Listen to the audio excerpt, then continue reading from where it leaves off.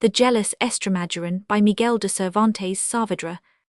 Not many years ago there issued from a town in Estremadura a hidalgo nobly born, who like another prodigal son went about various parts of Spain, Italy, and Flanders, squandering his years and his wealth. At last, after long peregrinations, his parents being dead, and his fortune spent, he made his appearance in the great city of Seville, where he found abundant opportunity to get rid of the little he had left, finding himself then so bare of money, and not better provided with friends.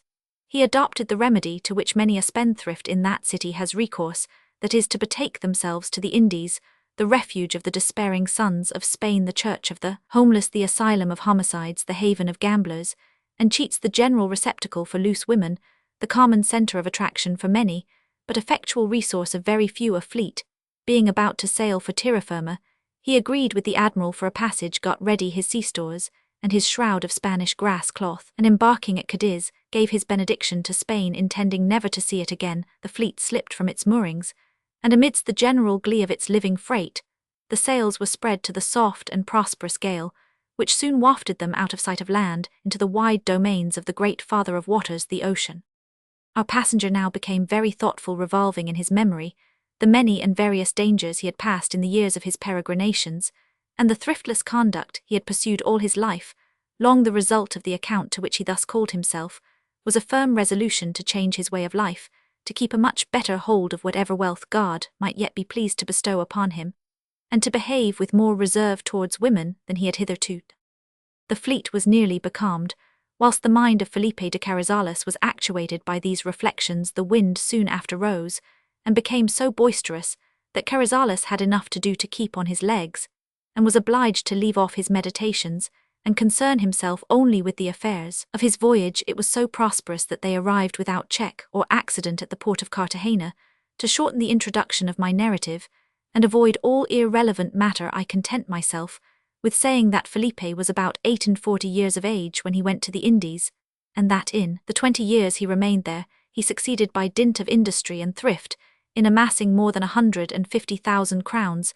Seeing himself once more rich and prosperous, he was moved by the natural desire which all men experience to return to his native country. Rejecting therefore great opportunities for profit which presented themselves to him, he quitted Peru, where he had amassed his wealth, turned all his money into ingots, and putting it on board a registered ship, to avoid accidents, returned to Spain, landed at San Lucar, and arrived at Seville loaded alike with years and riches. Having placed his property in safety, he went in search of his friends, and found they were all dead. He then thought of retiring to his native place, and ending his days there, although he had ascertained that death had not left him one survivor of his kindred, and if when he went to the Indies poor and needy, he had no rest from the thoughts that distracted him in the midst of the wide ocean, he was now no less assailed by care, but from a different cause. Formerly, his poverty would not let him sleep, and now his wealth disturbed his rest, for riches are as heavy a burden to one who is not used to them, or knows not how to employ them, as indigence to one who is continually under its pressure. Money and the want of it alike bring care, but in the one case the acquisition of a moderate quantity affords a remedy, the other case grows worse by further acquisition. Carrizales contemplated his ingots with anxiety, not as a miser, for during the few years he had been a soldier he had learned to be liberal, but from not knowing what to do with them, for to hoard them was unprofitable, and keeping them in his house was offering a temptation to thieves. On the other hand, all inclination for resuming the anxious life of traffic had died out in him, and at his time of life, his actual wealth was more than enough for the rest of his days.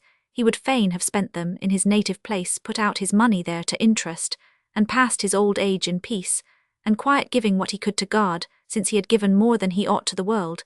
He considered, however, that the penury of his native place was great, the inhabitants very needy, and that to go and live there would be to offer himself as a mark for all the importunities with which the poor usually harass a rich neighbour, especially when there is only one in the place to whom they can have recourse in their distress. He wanted someone to whom he might leave his property after his death, and with that view, taking measure of the vigour of his constitution, he concluded that he was not yet too old to bear the burthen of matrimony. But immediately on conceiving this notion, he was seized with such a terrible fear as scattered it like a mist before the wind.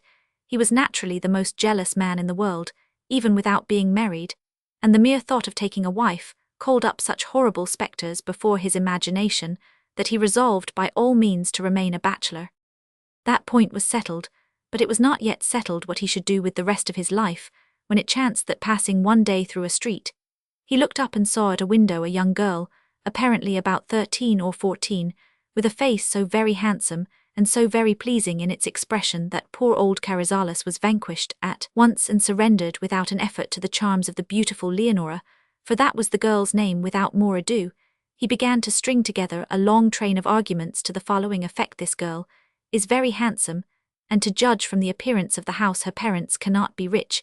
She is almost a child too, assuredly a wife of her age could not give a husband any uneasiness. Let me see, say that I marry her, I will keep her close at home, I will train her up to my own hand, and so fashion her to my wishes that she will never have a thought beyond them. I am not so old, but that I may yet hope to have children to inherit my wealth. Whether she brings me any dower or not is a matter of no consideration, since heaven has given me enough for both, and rich people should not look for money with a wife, but for enjoyment, for that prolongs life, whereas jarring discontent between married people makes it wear out faster than it would do otherwise. So be it then, the die is cast, and this is the wife whom heaven destines me to have. Having thus soliloquized not once but 100 times on that day, and the 2 or 3 following, Carrizales had an interview with Leonora's parents, and found that although poor they were persons of good birth. He made known his intention to them, acquainted them with his condition and fortune, and begged them very earnestly to bestow their daughter upon him in marriage. They required time to consider his proposal, and to give him also an opportunity to satisfy himself that their birth and quality was such as they had stated. The parties took leave of each other, made the necessary inquiries, found them satisfactory on both sides, and finally, Leonora was betrothed to Carrizales, who settled upon her 20,000 ducats, so hotly enamoured was the jealous old bridegroom.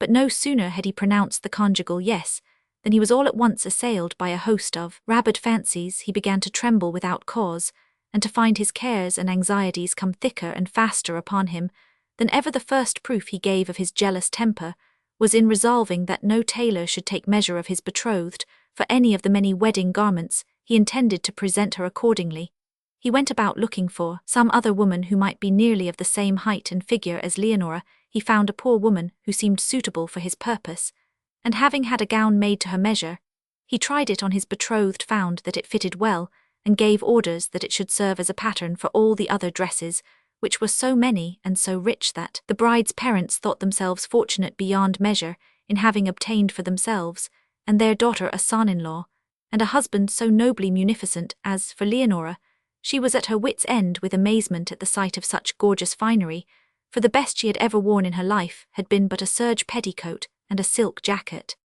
The second proof of jealousy given by Felipe was that he would not consummate his marriage until he had provided a house after his own fancy, which he arranged in this singular manner.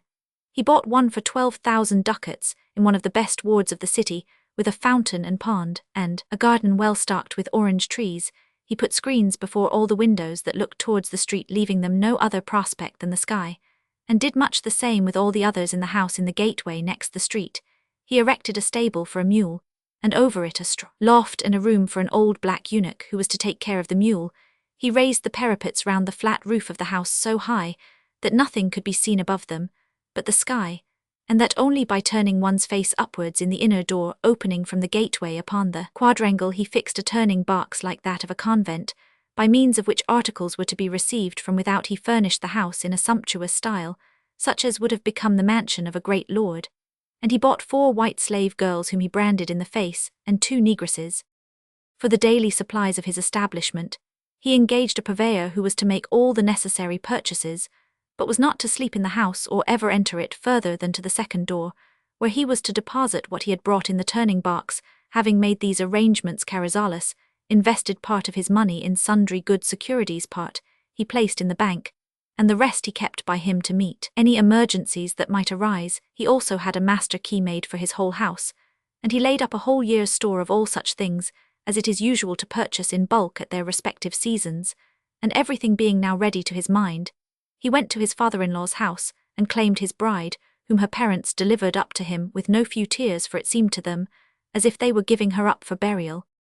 Leonora knew not, poor young creature, what was before her, but she shed tears because she saw her parents weep, and taking leave of them with their blessing, She went to her new home, her husband leading her by the hand, and her slaves and servants attending her on their arrival. Carrizales harangued all his domestics enjoining them to keep careful watch over Leonora and by no means on any pretense whatsoever to allow anybody to enter within the second gate, not even the black eunuch.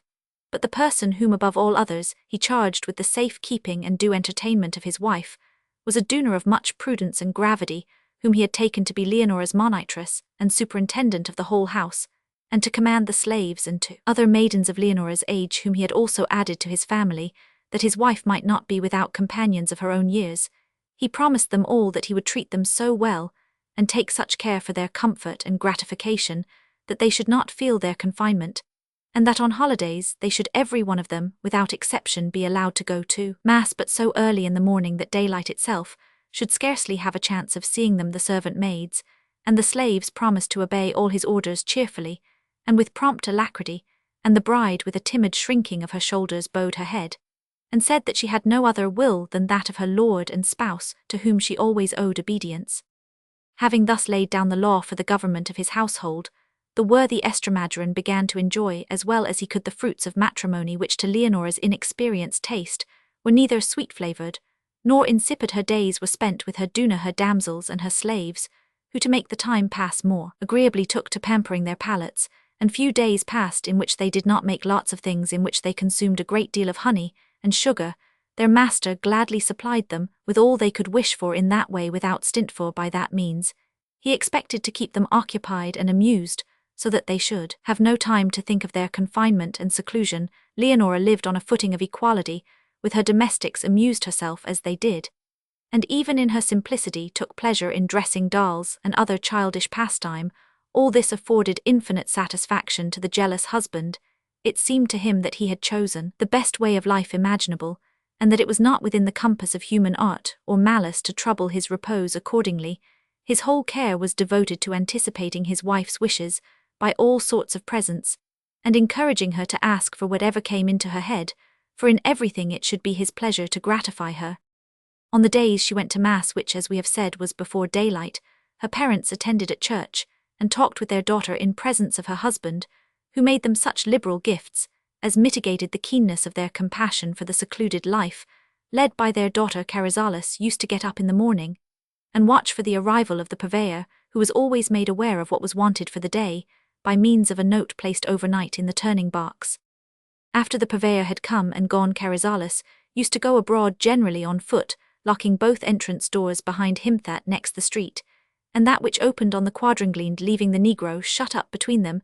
Having dispatched his business, which was not much, he speedily returned, shut himself up in his house, and occupied himself in making much of his wife and her handmaids, who all liked him for his placid and agreeable humour, and above all for his great liberality towards them. In this way they passed a year of novitiate, and made profession of that manner of life, resolved every one of them to continue in it to the end of their days. And so it would have been if the crafty perturber of the human race had not brought their chaste purposes to naught, as you shall presently hear. Now I ask the most long-headed and wary of my readers, what more could old Felipe have done in the way of taking precautions for his security, since he would not even allow that there should be any male animal within his dwelling?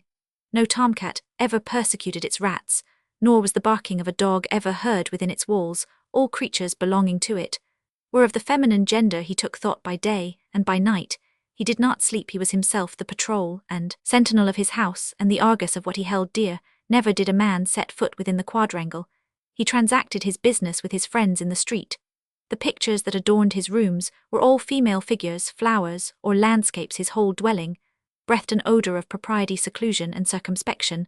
The very tales which the maid servants told by the fireside in the long winter nights, being told in his presence, were perfectly free from the least tinge of wantonness. Her aged spouse's silver hair seemed in Leonora's eyes locks of pure gold, for the first love known by maidens imprints itself on their hearts like a seal on melted wax. His inordinate watchfulness seemed to her no more than the due caution of an experienced and judicious man. She was fully persuaded that the life she led was the same as that led by all married women. Her thoughts never wandered beyond the walls of her dwelling, nor had she a wish that was not the same as her husband's. It was only on the days she went to mass that she set eyes on the streets, and that was so early in the morning that, except on the way home, she had not liked to look about her. Never was there seen a convent more closely barred, and bolted never were nuns kept more recluse or golden apples better guarded, and yet for all his precautions poor Felipe could not help falling into the pit he dreaded, or at least believing that he had so fallen. There is in Seville an idle pleasure-seeking class of people who are commonly called men on town 80, a sauntering, sprucely dressed mellifluous race, always finding means to make themselves welcome at rich men's feasts. Of these people, their manners and customs, and the laws they observe among themselves, I should have much to say, but abstain from it for good reasons. One of these gallants, a bachelor, a virote, as such persons are called in their jargon, the newly married being styled matones, took notice of the house of Carrizales, and seeing it always shut close, he was curious to know who lived there. He set about this inquiry with such ardour and ingenuity that he failed not to obtain all the information he desired. He learned the character and habits of the old man, the beauty of Leonora, and the singular method adopted by her husband in order to keep her safe. All this inflamed him with desire to see if it would not be possible by force or stratagem to effect the reduction of so well-guarded a fortress. He imparted his thoughts to 3 of his friends, and they all agreed that he should go to work, for in such an enterprise no one lacks counsellors to aid and abet him. At first they were at a loss how to set about so difficult an exploit, but after many consultations they agreed upon the following plan. Loisa, so the virote was named, disappeared from among his friends, giving out that he was leaving Seville for some time.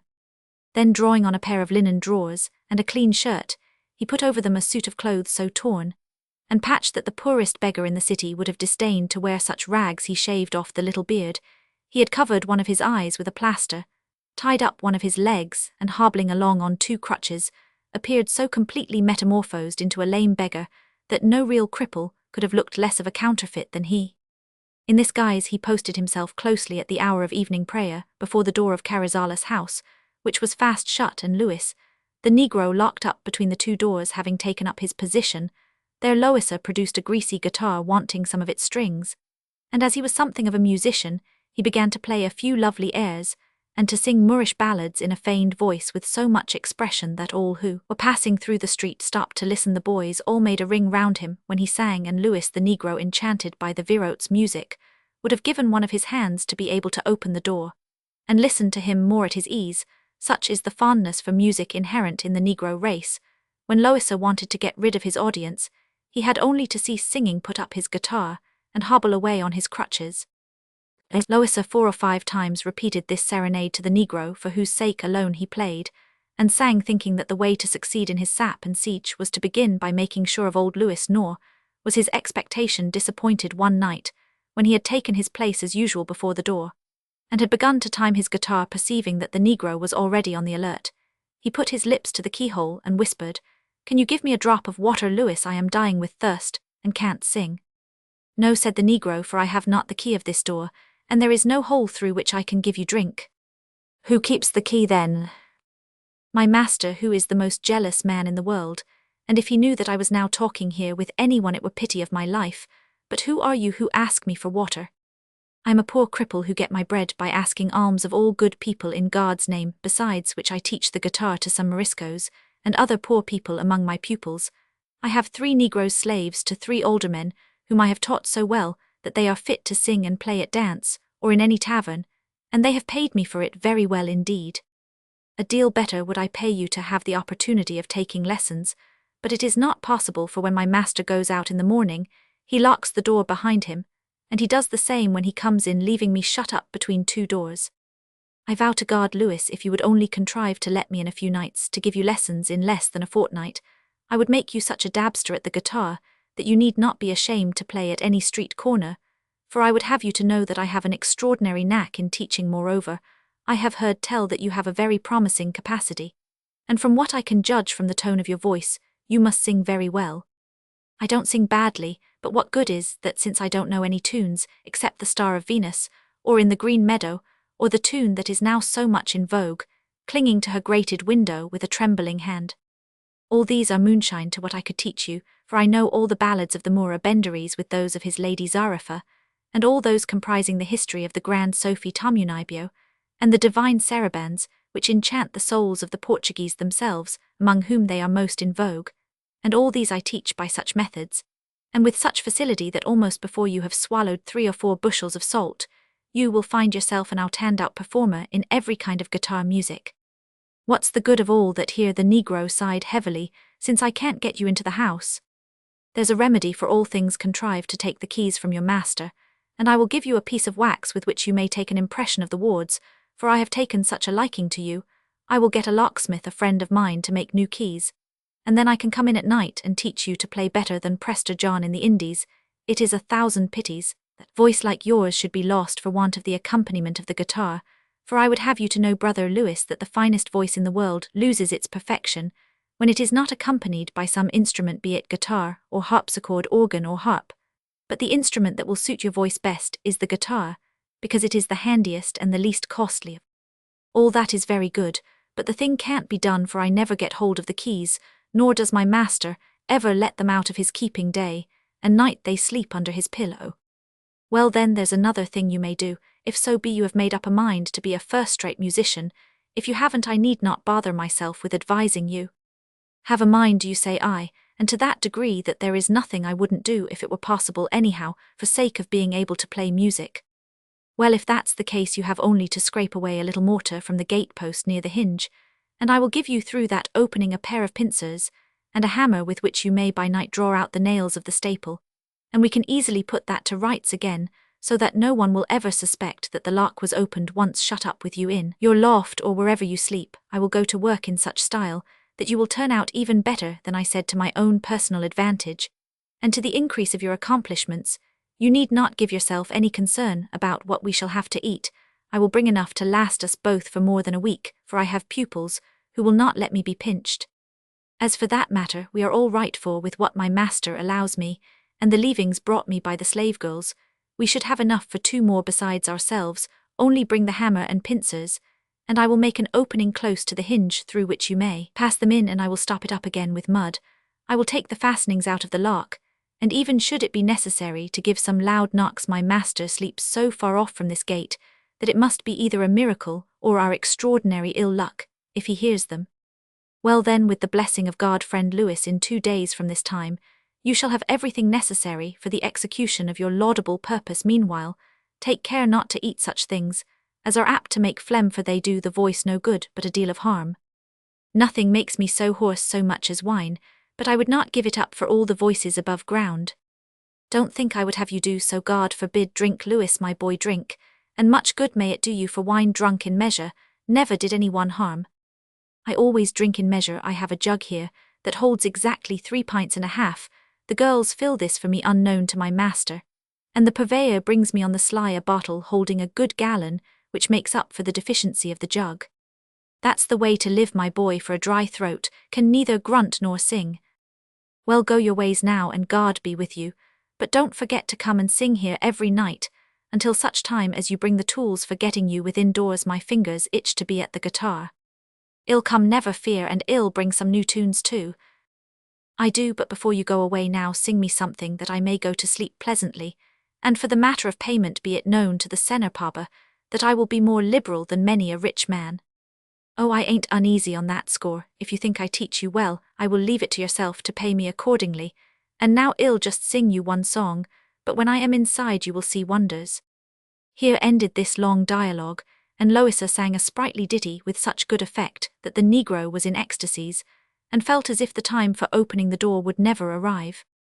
Having finished his song, Loisa took his departure, and set off at a rounder pace than might have been expected of a man on crutches to report to his friends what a good beginning he had made. He told them what he had concerted with the Negro, and the following day they procured tools of the right sort fit to break any fastening. As if it was made of straw, the virote failed not to serenade the Negro, nor the latter to scrape at the gate-post, till he had made a sufficiently wide hole, which he plastered up so well that no one could perceive it, unless he searched for it on purpose. On the second night, Loisa passed in the tools. Lewis went to work with them, whipped off the staple in a trice, opened the door, and let in his Orpheus. Great was his surprise to see him on his 2 crutches with such a distorted leg, and in such a tattered plight. Loisa did not wear the patch over his eye, for it was not necessary, and as soon as he entered he embraced his pupil, kissed him on the cheek, and immediately put into his hand a big jar of wine, a box of preserves, and other sweet things with which his wallet was well stored. Then, throwing aside his crutches, He began to cut capers as if nothing ailed him, to the still greater amazement of the negro. "You must know, Brother Lewis," said Louisa, "that my lameness does not come of natural infirmity, but from my own ingenious contrivance whereby I get my bread asking alms for the love of God in this way. And with the help of my music, I lead the merriest life in the world, where others with less cleverness and good management would be starved to death. Of this you will be convinced in the course of our friendship." "We shall see," said the negro, "but now let us put this staple back in its place, so that it may not appear that it has been moved." "Very good," said Louisa, and taking out some nails from his wallet, he soon made the lock seem as secure as ever, to the great satisfaction of the negro, who, taking him at once to his loft, made him as comfortable there as he could. Lewis lighted a lamp. Louisa took up his guitar and began to strike the chords softly and sweetly, so that the poor negro was transported with delight. After he had played a while, he drew forth a fresh supply of good things for a collation which they partook of together. And the pupil applied himself so earnestly to the bottle that it took away his senses still more than the music had done supper over. Louisa proposed that Lewis should take his first lesson at once, and though the poor negro was too much fuddled to distinguish one string from another, Louisa made him believe that he had already learnt at least 2 notes. So persuaded was the poor fellow of this, that he did nothing all night but jangle and strum away. They had but a short sleep that night. In the morning, just on the strike of 6, Carrizales came down, opened both entrance doors, and stood waiting for the purveyor, who came soon afterwards, and after depositing the day's supplies in the turning box, called the negro down to receive his ration and oats for the mule. After the purveyor was gone, old Carrizales went out, locking both doors after him, without having seen what had been done to the lock of one of them, whereat both master and pupil rejoiced not a little. No sooner was the master of the house gone than the negro laid hold on the guitar, and began to scrape it in such a manner that all the servant maids came to the second door, and asked him through the turning box, "What is this, Lewis? How long have you had a guitar? Who gave it you?" "Who gave it me? The best musician in the world, and one who is to teach me in 6 days more than 6,000 tunes." "Where is he, this musician?" said the Duna. "He is not far off," replied the negro, "and if it were not for fear of my master, perhaps I would tell you where at once, and I warrant you would be glad to see him." "But where can he be for us to see him?" returned the Duna, "since no one but our master ever enters this house." "I will not tell you any more about the matter till you have heard what I can do, and how much he has taught me in this short time. By my troth, unless he is a demon who has taught you, I don't know how you can have become a musician all at once. Stop a bit, and you shall hear him, and mayhap you will see him too some day." "That can't be," said another of the women, "for there are no windows on the street through which we could hear or see anybody." "Never mind," said the negro, "there's a remedy for everything, but death if you only could or would keep silence." "Keep silence, I that we will, Brother Lewis, as if we were born dumb. I give you my word, friend, I am dying to hear a good voice, for ever since we have been shut up here, we have not even heard the birds sing." Louisa listened with great inward glee to this conversation, which showed how readily the women were taking the very bent he would have given them. The negro was afraid lest his master should return and catch him talking with them, but they would not go away until he had promised that, when they least expected it, he would call them to hear a capital voice. He then retreated to his loft, where he would gladly have resumed his lessons, but durst not do so by day for fear of detection. His master returned soon after, and went into the house, locking both doors behind him as usual. When Lewis went that day to the turning box for his victuals, he told the negress who brought them to let her fellow servants know that when their master was asleep that night they should all of them come down to the turning box, when he would be sure to give them the treat he had promised. He was enabled to say so much, having previously entreated his music master to condescend to sing and play that night before the inner door, for the amusement of the women. The maestro suffered himself to be pressed very hard to do the thing he most desired, but after much seeming reluctance, he at last yielded to the solicitations of his esteemed pupil, and said he would be happy to oblige him. The negro embraced him cordially, in testimony of his grateful sense of the promised favour, and treated him that day to as good cheer as he could possibly have had at home, or perhaps better. Towards midnight Lewis knew, by the signals cautiously given at the turning box, that the women were all there, whereupon he and Louisa went down from the loft with the guitar complete in all its strings, and well tuned. The maestro asked how many were there to hear him, and was told that all the women in the house were there, except their lady who was in bed with her husband. This was not what Louisa wished for, nevertheless, by way of making a beginning and obliging his pupil, he touched the guitar softly and drew from it such tones as ravished the ears of his audience, but who could describe the delight of the women when he sang Pésame de Elo, and followed it up with the magic strains of the saraband, then knew in Spain there was not one of them that did not keep time to the music as if she were dancing like mad, but all noiselessly, and with extreme caution, keeping scouts on the watch to warn them if the old man awoke. Loisa finally played them several seguidillas, and so put the climax to his success that they all eagerly begged the Negro to tell them who was this marvelous musician. Luis replied that he was a poor beggar, but the most gallant and genteel man in all the back slums of Seville. They conjured the Negro to contrive some means that they might see him, and not to let him quit the house for a fortnight, for they would take care to supply him with the best of good cheer and plenty of it. They were curious to know how Luis had managed to get him into the house, but to this the Negro made no reply. For the rest he told them that if they wanted to see the maestro they might bore a small hole in the turning box, and afterward stop it up with wax, and that as for keeping him in the house he would do his best. Loisa then addressed them, and offered them his services in such obliging and polite terms that they were sure such fine language never came out of the head of a poor beggar. They entreated he would come the next night, and they would prevail on their lady to come down and hear him in spite of the light sleep of her lord and master, the result not so much of his age as of his extreme jealousy. Loisa replied that if they wished to hear him without fear of being surprised by the old man he would give them a powder to put in his wine, which would make him sleep more soundly. Good heaven, cried one of the damsels, if that were true, what a blessing would have come home to us without our knowing or deserving it. It would not be a sleeping powder for him, so much as it would be a powder of life for all of us, and for my poor dear Lady Leonora his wife, to whom he sticks as close as her shadow, never losing sight of her for a moment. Ah, sinner of my soul, bring that powder, and may God reward you with all the good you can desire. Go. Don't lose a moment, bring it, Senor mio. I will take it upon me to put it in his wine, and to be his cupbearer. Oh, that it might please God that the old man should sleep 3 days, and nights, 3 glorious days and nights they would be for us. Well, ill bring it then, said Loisa. It is of such a nature that it does no harm to the person who takes it, the only effect of it being to cause a most profound sleep. They all entreated him to bring it without delay, and then they took their leave of him, after agreeing that on the following night they would make a hole in the turning box with a gimlet, and that they would try and persuade their mistress to come down by this time. It was nearly daylight, yet the Negro wished to take a lesson. Loisa complied with his desire, and assured him that among all the pupils he had ever taught he had not known one with a finer ear, and yet the poor Negro could never to the end of his days have learned the gamut. Loisa's friends took care to come at night to Carrizales' door, to see if their friend had any instructions to give them or wanted anything. On the second night, when they had made him aware of their presence by a preconcerted signal, he gave them through the keyhole a brief account of the prosperous beginning he had made, and begged they would try and get him something to be given to Carrizales to make him sleep. He had heard he said that there were powders which produced that effect. They told him they had a friend, a physician, who would give them the best drug for that purpose if he happened to have it, and after encouraging him to persist in the enterprise and promising to return on the following night, they left him.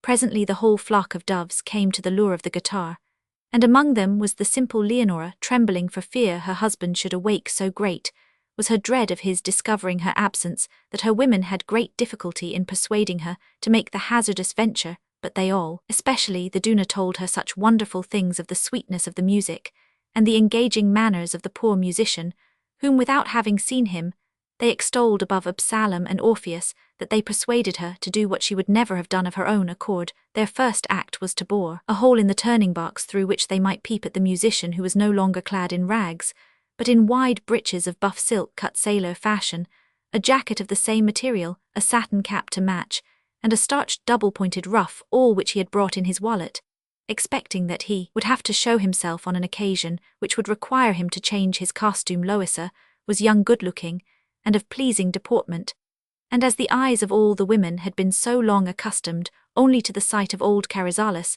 they fancied, as they looked at Loisa, that they beheld an angel.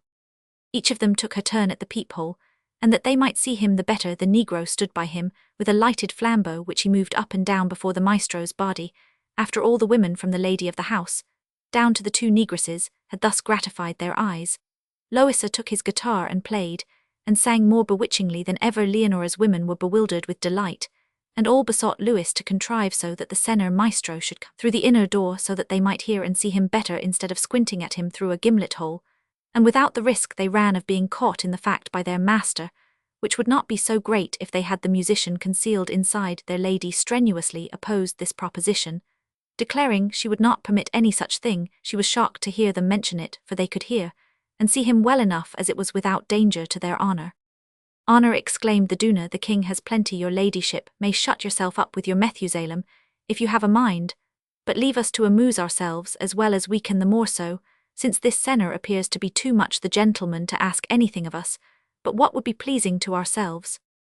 "Never," interposed Loisa, "I came hither, ladies, with no other intention than to offer you my humble services with all my heart and soul, moved by commiseration for the unparalleled rigour of your confinement, and for the precious moments that are lost to you through this recluse way of life, by the life of my father. I am a man so artless, so meek, so tractable and obedient, that I will never do more than I am bidden. If any one of you should please to say, 'Maestro, sit down here, Maestro, step this way, step that way, go yonder,' I will do just as you bid me, like the tamest and best trained dog that jumps for the King of France." "Well, if that be so," said the inexperienced Leonora, "what is to be done so that the senner Maestro may come in?" "Nothing can be easier," said Loisa, "so please you ladies just take the trouble to make an impression on wax with the key of this door, and I will take care that by tomorrow night another shall be made exactly like it, which will answer our purpose." "With that key," one of the women remarked, "we shall have those of the whole house, for it is a master key." "So much the better," said Loisa. "That is true," said Leonora, "but this senner must first of all swear that, when he is inside here, he will not attempt to do anything but sing and play when he is asked, and that he will keep close and quiet wherever we may put him." "I swear to this," said Loisa. "That oath is good for nothing," replied Leonora. "The senner must swear by the life of his father, and by the cross which he must kiss in sight of us all." "I swear by the life of my father," said Loisa, "and by this sign of the cross which I kiss with my unworthy mouth," and crossing 2 of his fingers, he kissed them 3 times. "That will do," said one of the women, "and now, senner, be sure you don't forget the powder, for that is the main thing of all." Here the conversation ended for that night, and all parties retired highly satisfied with the interview. Good luck had evidently declared in favour of Loisa, and just then, about 2 o'clock in the morning, it brought his friends to the door. On their giving the usual signal by blowing a French horn, he went to the door, told them what progress he had made, and asked had they brought the powder or other drug to put Carrizales to sleep. At the same time he spoke to them respecting the master key. They told him that on the following night they would bring the powder, or else an ointment of such virtue that one had only to rub the patient's wrists and temples with it to throw him into such a profound sleep that he would not wake for 2 days, unless the anointed parts were well washed with vinegar. As to the key, he had only to give them the impression in wax, and they would have a false one made forthwith. Having said this, the friends retired, and Loisa and his pupil went to rest for the short remainder of the night. The next day hung heavily on hand, as always happens to those who are filled with eager expectation, but the longest day must have an end, and Loisa's impatient desire was at last gratified. The appointed hour having arrived, all the domestics, great and small, black and white, repaired to the turning box, longing to see the senner musico fairly within their seraglio, but no Leonora was there. When Loisa inquired for her, they said she was in bed with her good man, who had locked the bedroom door and put the key under his pillow, and that their lady had told them that when the old man had fallen asleep she would take the key, and they were to go to her by and by for the wax impression she would take from it, and pass to them through a trap-hole in the door. Loisa was astonished at the old man's extreme wariness, in spite of which he by no means despaired of baffling his precautions. Just then the French horn was heard. Loisa hastened to the door, and received from his friends a part containing the promised ointment. Bidding them wait a while, and he would bring them the mould of the key, he went back to the turning box, and told the Duna, who seemed the most eager of all the women for his admission, to give the ointment to her lady, bid her anoint her husband with it so cautiously that he should not be aware of what she was doing, and she would soon see wonders. The Duna took the part, stole up to her mistress' door, and found her waiting on the inside, stretched full length on the floor with her face to the trap-hole. The Duna laid herself down in the same manner, and putting her mouth to her mistress' ear, whispered that she had brought the ointment, telling her at the same time how to apply it. Leonora took the ointment, but told the Duna that she could by no means get the key, for her husband had not put it under the pillow as usual, but between the mattresses, just under where he lay. However, she was to tell the maestro that if the ointment operated as he said, she could easily get the key as often as she pleased, and so there would be no need of copying it in wax. Having delivered this message, at once the Duna was to come back and see how the ointment worked, for she intended to apply it forthwith. The Duna having reported all this to Louisa, he sent away his friends, who were waiting without for the mould of the key. Trembling in every limb and scarcely daring to breathe, Leonora began to rub the wrists of her jealous husband. Next she smeared his nostrils, but as she did so the old man jerked his head, and Leonora was petrified with terror, believing that he was awake and had caught her in the fact. It was a false alarm, however, and she went on with her task the best way she could, till she had completed it according to her instructions. It was not long before its effects manifested themselves, for presently the old man began to snore loud enough to be heard in the street. This was music more delightful to Leonora's ears than the maestro's voice or guitar, but still hardly trusting what she saw, she ventured to shake him a very little at first to see if he would wake, and then a wee bit more and more, till finding that he still snored on, she made bold to turn him over from one side to the other, without his showing any signs of waking. Seeing this, she stepped joyfully to the door, and in a voice not so low as before called out to the Duna, who was waiting with her ear to the trap-hole, "Good news, Sister Carrizales is sleeping more soundly than the dead." "What stops you then from taking the key, Senora?" said the Duna. "The musico has been waiting for it this hour and more." "Stay a moment, sister, I am going for it," said Leonora, and stepping back to the bed, she put her hand between the mattresses and drew out the key without the old man's perceiving it. No sooner was the key in her hands than, dancing with delight, she unlocked the door and gave it to the exulting Duna, bidding her let in the maestro and bring him into the gallery. But as for herself, she durst not stir from that spot for fear of what might happen. But before all things, she insisted that the maestro should ratify anew the oath he had taken not to do more than they should order him, and if he would not give this renewed pledge, he was not to be let in on any consideration.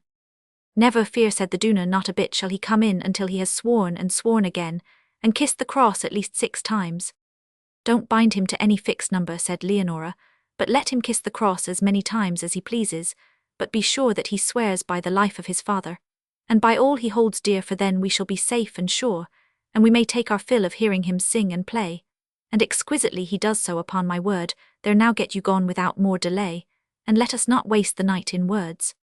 The good Duna caught up her petticoats and ran with all her speed to the turning box, where the whole party was impatiently awaiting her, and no sooner had she shown them the key in her hand than they hoisted her upon their shoulders and paraded up and down with her, crying "Viva! Viva!" But still greater was their joy when she told them there was no need to have a false key made, for so soundly did the old man sleep, after being anointed, that they might have the house key as often as they required it. "Quick then, good friend," said one of the troop, "open the door, and let in this gentleman who has been waiting so long, and let us have a jolly bout of music, for that is all we have now to do." "Nay, but there is more to be done," replied the Duna, "for we must exact another oath of him, the same as last night." "He is so good," said one of the slave girls, "that he won't grudge taking as many oaths as we like." The Duna now unlocked the door, and holding it ajar called to Louisa, who had been listening at the aperture to all that had passed. He was for springing in at a bound, but the Duna stopped him, laying her hand on his breast, and said fair and softly, "Senor, I would have you to know, as God is my judge, we are all of us virgins here, as truly as the mothers that bore us, except my lady, and I am one too, the Lord forgive me, though you would take me for 40 years old, but I am not 30 all out, wanting 2 months and a fortnight of my 30th birthday, and if I look older it is that cares and troubles and vexations tell upon one more than years now. This being so, it does not stand to reason that, for the sake of hearing 2 or 3 songs, we should risk the loss of so much virginity as is here collected together.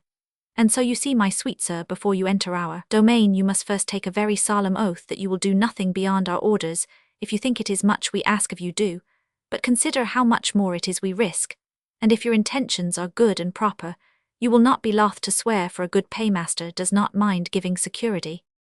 "Well said, Marialonso," cried one of the damsels, "spoken like a person of sense, and who knows what's what. If the senor won't swear, then let him not come in here." "Tell you what," said Guiama the negress in her broken jargon, "Sp pose him no swear, let him in all the same in devil's name, for Sp pose him swear once him in him, forget ever writing." Louisa listened very demurely to the Senora Marialonso's harangue, and replied with great gravity, "Be assured, ladies, my charming sisters and companions, my intention never was, is, or shall be other than to gratify and content you to the utmost of my powers. and therefore I make no difficulty with regard to this oath which is required of me, though I could have wished that some confidence had been reposed in my simple word, which given by such a person as I am would have been as good as a bond signed, and sealed. For I would have you to know, ladies, that under a bad cloak there is often a good drinker, but to the end that you may all be assured of my upright intentions, I will take the oath as a Catholic, and a man of parts. I swear then, by the immaculate efficacy, wherever it abides in greatest sanctity and fullness, by all the entrances and exits of the holy Mount Libanus, and by all that is contained in the preface to the true history of Charlemagne, with the death of the giant Fierabras, not to swerve or depart from the oath I have taken, or from the commands which may be laid upon me by the least of these ladies under penalty, should I do otherwise, or attempt to do otherwise, that from this time forth, till then, and from thenceforth, till now, the same shall be null and void, and of no effect whatsoever. When honest Loisa had got so far in his oath, one of the young maidens who had listened to him with rapt attention cried out, "Well, if that is not what you may call an oath, it is enough to melt the heart of a stone plague. Take me, if you shall swear any more for me for after such an oath, as that you might enter the very cave of Cabra." So saying, she caught hold of him by the breeches, and drew him within the door, where the rest immediately gathered close round him. One of them ran off with the news to her mistress, who stood watching her husband, and who, when she heard that the musico was actually within doors, was moved almost at the same moment by joy and fear, and hurriedly asked if he had sworn. The girl told her he had done so, and with the most singular form of oath she had ever heard in her life. "Well, since he has sworn, we have him fast," said Leonora. "Oh, what a good thought it was of mine to make him swear." They were now met by the whole party, advancing in procession with the musico in the midst of them, and the negro and Guillaume lighting the way. As soon as Loisa saw Leonora, he threw himself at her feet to kiss her hands, but without saying a word, she made signs to him to rise, and he obeyed, observing then that they all remained as mute, as if they had lost their tongues. Loisa told them they might talk, and talk aloud too, for there was no fear that their lord master would wake and hear them, such being the virtue of the ointment, that without endangering life, it made a man lie like one dead. "That I fully believe," said Leonora, "for were it not so he would have been awake 20 times before this. Such a light sleeper he is in consequence of his frequent indispositions, but ever since I anointed him, he has been snoring like a pig." "That being the case," said the Duna, "let us go into the saloon, where we may hear the gentlemen sing, and amuse ourselves a little." "Let us go," said Leonora, "but let Guillaume remain here on the watch to warn Vis if Carrizales wakes." "I," said Guillaume, "black woman stay, white woman go, God pardon all." Leaving the negress behind the rest, all went to the saloon, where they seated themselves on a rich carpet with Loisa in the centre of the group. Marialonso took a candle, and began to examine the figure of the musician from bead to foot. Every one had something to say in his commendation. "Oh, what a nice curly head of hair," he has said one.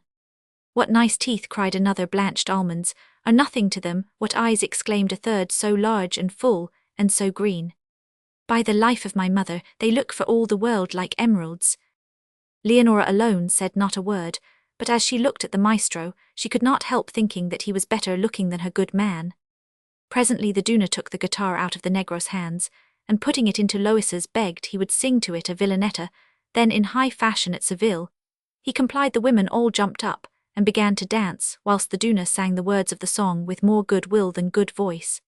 The song and the dance were just ended when in rushed Guillaume in wild affright, gesticulating as if she was in a fit, and in a voice between a croak and a whisper, she stammered out, "Master, wake Senora, Senora, master, wake him, getting up and coming. Whoever has seen a flock of pigeons feeding tranquilly in the field and has marked the fear and confusion with which they take flight at the terrible sound of the gun may picture to himself the fluttering dismay of the dancers at the unexpected news." Blurted out by Guillaume, off they ran in all directions, leaving the musico in the lurch, and in a pitiable state of perplexity. Leonora wrung her beautiful hands, and the Senora Marialonso beat her face and tore her hair, but not with great violence. In short, all was panic and confusion. But the Duna, who had more cunning and presence of mind than the rest, directed that Loisa should go into her own room, whilst she and her mistress remained where they were, never doubting but they should find some excuse or another to put off upon Carrizales. Loisa hid himself, and the Duna bent her ear to listen for her master's footsteps, but hearing nothing she took courage by degrees, and stealing on tiptoe to his bedroom, she found him snoring there as soundly as ever. Back she ran at her best speed to gladden her mistress' heart with the joyful intelligence, and then discreetly resolving not to lose so lucky an opportunity of being the first to enjoy the good graces of the musico, she told Leonora to wait there whilst she went, and called him hastily entering the room where he was concealed. She found him sorely discomfited by the untoward issue of his adventure, cursing the inefficiency of the ointment, the credulity of his friends, and his own want of forethought in not making an experiment with the ointment on some other person, before he tried its effect on Carrizales. But when the Duna assured him that the old man was sleeping as soundly as ever, there was an end to all his uneasiness, and he lent a complacent ear to the very liquorish language in which Marialonso addressed him. "Oh ho," said he to himself, "that's what you would be at, is it? Well, you will do capitally as a bait to fish with for your lady." Whilst this tete-a-tete was pending, the rest of the women had one by one crept out of their several hiding places to see if it was true that their master was awake, and finding all still in the house, they returned to the saloon where they had left their mistress.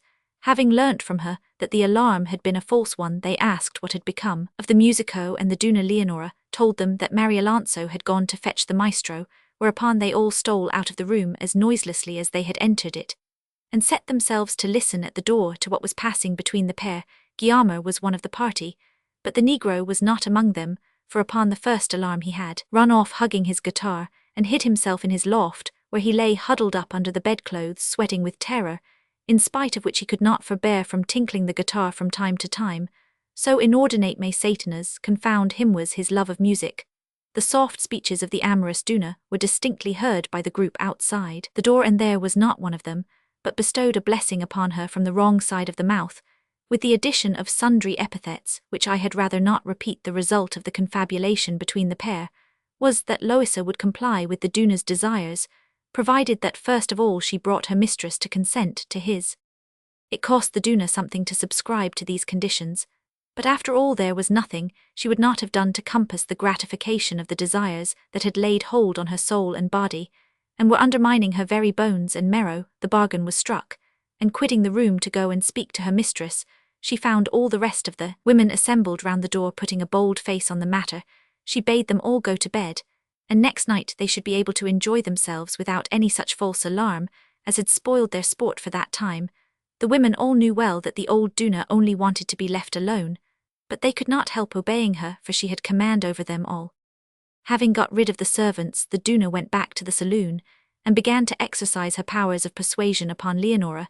She made her a long and plausible harangue, so well put together that one might have supposed she had composed it beforehand. She extolled the good looks of the gentle musico, the elegance of his manners, his wondrous suavity, and his countless other good qualities, represented how infinitely more agreeable must be the caresses of such a charming young gallant than those of the old husband, assured her the affair would never be discovered, and plied her with 1,000 other arguments, which the devil put into her mouth, all so specious, and so artfully coloured that they might have beguiled the firmest mind, much more that of a being so artless and unwary as poor Leonora O'Duna's born, and used for the perdition of thousands of modest virtuous beings. O ye long-plated coifs, chosen to impart an air of grave decorum to the salas of noble ladies, how do you reverse the functions of your perhaps needful office? In fine, the Duna talked with such effect that Leonora consented to her own undoing, and to that of all the precautions of the wary Carrizales, whose sleep was the death of his honour. Marialonso took her mistress by the hand, led the weeping lady almost by force to Loisa, and wishing them much joy with a diabolical leer, she left them both shut in together, and laid herself down in the saloon to sleep, or rather, to await the reward she had earned. Overcome, however, by the loss of rest on 2 successive nights, she could not keep her eyes open, but fell fast asleep on the carpet. And now, if we did not know that Carrizales was asleep, it would not be amiss to ask him where now were all his jealous cares and precautions. What now availed the lofty walls of his house, and the exclusion from it of every male creature? What had he gained by his turning box, his thick walls, his stopped-up windows, the enormously strict seclusion to which he had doomed his family, the large jointure he had settled on Leonora, the presents he was continually making her, his liberal treatment of her attendants, and his unfailing alacrity in supplying them with everything he imagined they could want or wish for? But as we have said, he was asleep. Had he been awake and disposed to reply, he could not have given a better answer than by saying, as he shrugged his shoulders and arched his eyebrows, that all this had been brought to naught by the craft of an idle and vicious young man, and the wickedness of a faithless Duna working upon the weakness of an artless and inexperienced girl. Heaven save us all from such enemies, as these against whom the shield of prudence and the sword of vigilance are alike impotent to defend us. Such nevertheless was Leonora's rectitude, and so opportunely did she manifest it, that all the villainous arts of the crafty seducer were of no avail, till both of them, wearied by the contest, the baffled tempter, and the victorious defender of her own chastity, fell asleep almost at the moment when it pleased heaven that Carrizales should awake in spite of the ointment.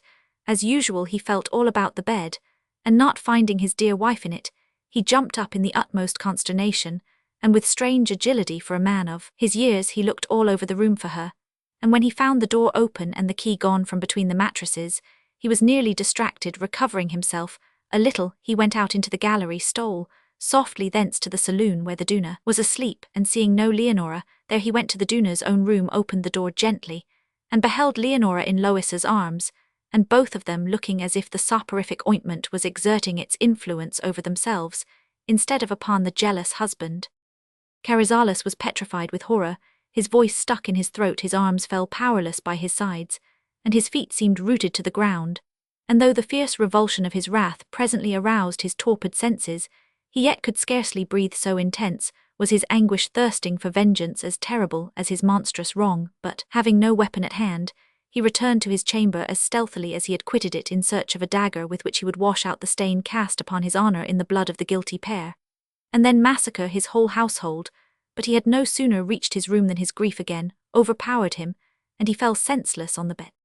Day broke now and found Leonora still in the arms of Loisa. Marialonso awoke, and thinking it time to receive what she counted was due to her, she awoke Leonora, who was shocked to find it so late, and bitterly accused her own imprudence and the Duna's negligence. With trembling steps the two women crept up to Felipe's bedroom, praying inwardly to heaven that they might find him still snoring, and when they saw him lying on the bed apparently asleep, they made no doubt that he was still under the effect of the opiate, and embraced each other in a transport of joy. Leonora went up to her husband, and taking him by the arm turned him over on his side, to see if he would wake without their being obliged to wash him with vinegar, according to the directions given with the ointment.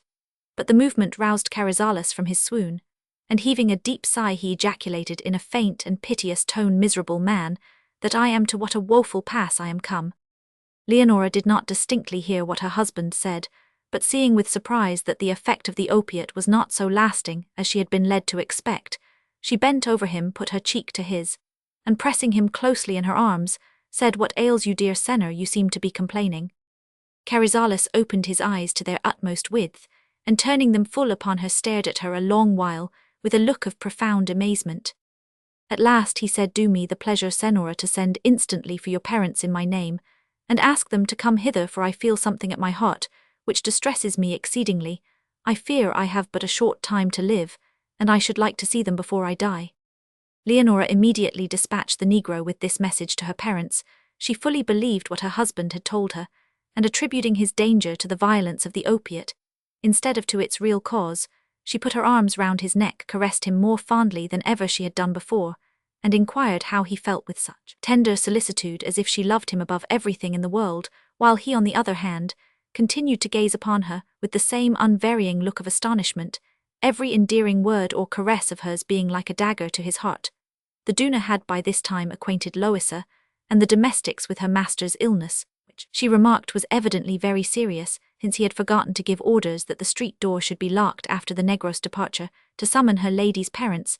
The message was itself a portentous occurrence, for neither father nor mother had ever set foot within that house since their daughter's marriage. In short, the household was in anxiety, though no one divined the true cause of the old man's illness. He lay sighing at intervals so heavily that every sigh seemed like the parting of soul and body. Leonora wept to see him in such a state, whilst he beheld her feigned tears, as he deemed them, with a bitter smile that looked like the grin of insanity.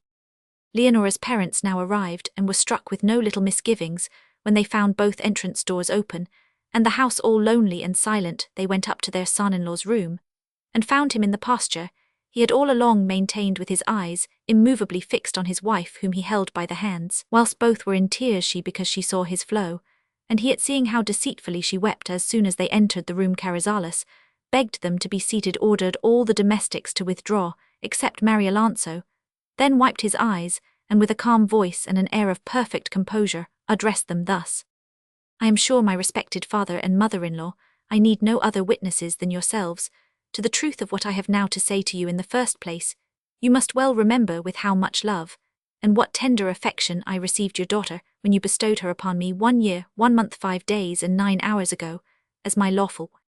You know also with what liberality I behaved to her, for the settlement I made upon her would have been more than enough to furnish 3 young ladies of her quality with handsome marriage portions. You must remember the pains I took to dress and adorn her with everything she could desire, or I could think of as suitable to her. It is known to you likewise how, prompted by my natural disposition, fearful of the evil to which I shall surely owe my death, and taught by the experience of a long life to be on my guard against the many strange chances that occur in life, I sought to guard this jewel which I had chosen, and you had bestowed upon me with all possible care and caution.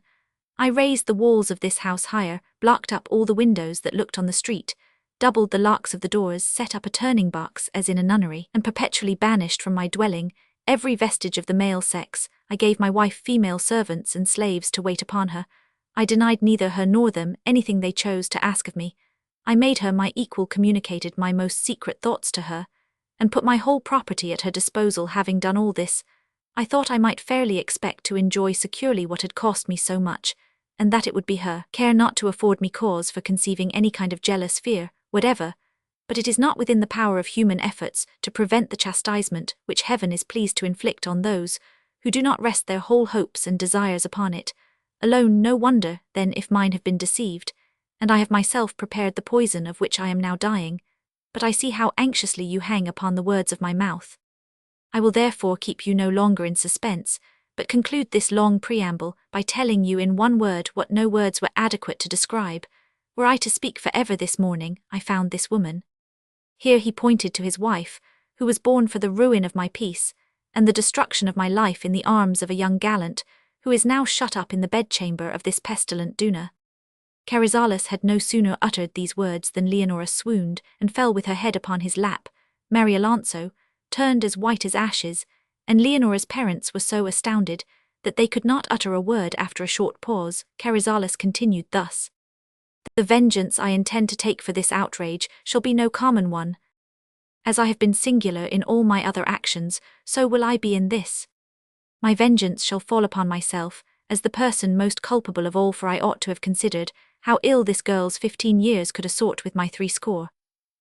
I have been like the silkworm, which builds itself a house in which it must die. I do not reproach you, misguided girl." Here he bent down and kissed his still insensible wife, for the persuasions of a wicked old woman and the wheedling tongue of an amorous youth easily prevail over the little wit of a green girl. "But that all the world may see how strong and how true was the love I bore you, I shall give such a proof of it here on my deathbed, as the world has never seen or heard often, that shall remain an unparalleled example, if not of goodness at least of singleness of heart. I desire that a notary be immediately sent for to make my will, wherein I will double Leonora's jointure, and recommend her after my death, which will not be long delayed, to marry that young man whom these grey hairs have never offended. Thus she will see that, as in life, I never departed in the slightest particular from what I thought could please her. So I wish her to be happy when I am no more, and to be united to him whom she must love so much. The rest of my fortune I will bequeath to pious uses, after leaving to you both wherewith to live honourably for the rest of your days. Let the notary come instantly, for the anguish I am now suffering is such that if it continues my time here will be very short." Here Carrizales was seized with a terrible swoon, and sank down so close to Leonora that their faces touched. During this scene the Duna stole out of the room, and went to apprise Loisa of all that had happened. She advised him to quit the house immediately, and she would take care to keep him informed of all that was going on, for there were no locked doors now to hinder her from sending the negro to him whenever it was necessary. Astounded at this news, Loisa took her advice, put on his beggar's rags again, and went away to make known to his friends the strange issue of his amour. Leonora's father meanwhile sent for a notary, who arrived soon after both husband and wife had recovered their senses. Carrizales made his will in the manner he had stated, without saying anything of his wife's transgressions. He only declared that for good reasons he advised and begged her to marry should he die that young man of whom he had spoken to her in private. When Leonora heard this, she threw herself at her husband's feet and cried, while her heart throbbed as if it would burst, "Long may you live, my lord, and my only joy, for though you may not believe a word I say, indeed, I have not offended you except in thought. More she would have said, but when she attempted to exculpate herself by a full statement of what had really occurred, her tongue failed her, and she fainted away a second time. The poor old man embraced her. As she lay, so too did her parents, all three weeping bitterly, and even the notary could not refrain from tears. Carrizales gave the negro and the other slaves their liberty, and left all the servants enough to maintain them. The perfidious Marialonso alone was to have nothing beyond the arrears of her wages. 7 days afterwards, Carrizales was laid in his grave. Leonora remained a mourning though wealthy widow, and whilst Loisa expected that she would fulfill the desire which he knew her husband had expressed in his will, he learned that within a week she had become a nun in one of the most austere and rigid convents in all Seville. Mortified by this disappointment, he left the country and went to the Indies. Leonora's father and mother were deeply grieved, but found consolation in the wealth which their son-in-law had bequeathed them.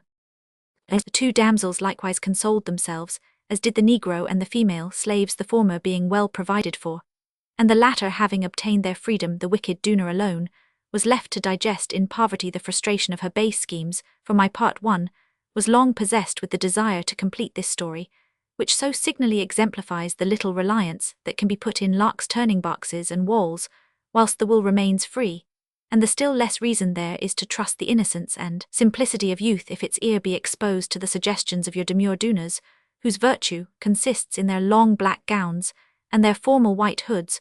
Only I know not why it was that Leonora did not persist in exculpating herself, and explaining to her jealous husband how guiltless she had been in the whole of that unhappy business, but her extreme agitation paralyzed her tongue at the moment, and the haste which her husband made to die left her without another opportunity to complete her justification.